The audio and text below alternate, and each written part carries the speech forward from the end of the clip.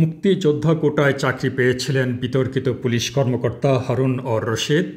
এখন জানা যাচ্ছে তার বাবা আব্দুল হাশেম ভুয়া মুক্তিযোদ্ধা, এমনকি তার একজন দাদা রাজাকার নেতা ছিলেন, এমন খবর এসেছে সংবাদ মাধ্যমে। কিশোরগঞ্জের মিঠামইন উপজেলার ঘাগড়া ইউনিয়ন মুক্তিযোদ্ধা পরিষদের কমান্ডার কুরবান আলীকে উদ্ধৃত করে খবরে বলা হয়, হারুনের বাবা আব্দুল হাশেম মুক্তিযুদ্ধে অংশ নেননি। 2010 সালে তার বিষয়ে প্রতিবাদ ও লিখিত অভিযোগ জানালেও কোনো কাজ হয়নি।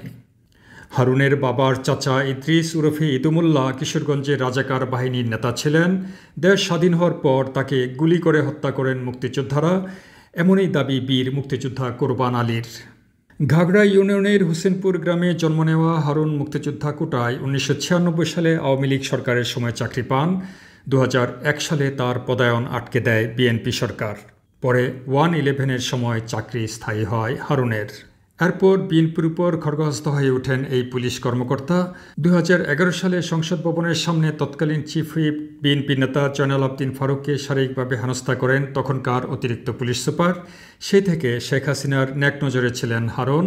তরতর করে পদোন্নতি আর গুরুত্বপূর্ণ জায়গায় পদায়ন হয় তার। এই সুযোগে বেপরোয়া হয়ে ওঠেন হারুন অর রশিদ। অবাধে বিরোধী রাজনৈতিক নেতা ও আর্থিকভাবে সম্পন্ন মানুষদের ধরে নিয়ে বিপুল অর্থ কামান তিনি। অবৈধ পথে আয়ের মাধ্যমে বিপুল সম্পত্তি করেন হারুন, একথা কিশোরগঞ্জেও প্রচলিত বেশ। সেখানে 30 একর জমির উপর গড়ে তোলেন বিলাসবহুল প্রেসিডেন্ট রিসোর্ট। এই স্থাপনা নির্মাণে মানুষের জমি দখলের অভিযোগও আছে তার বিরুদ্ধে।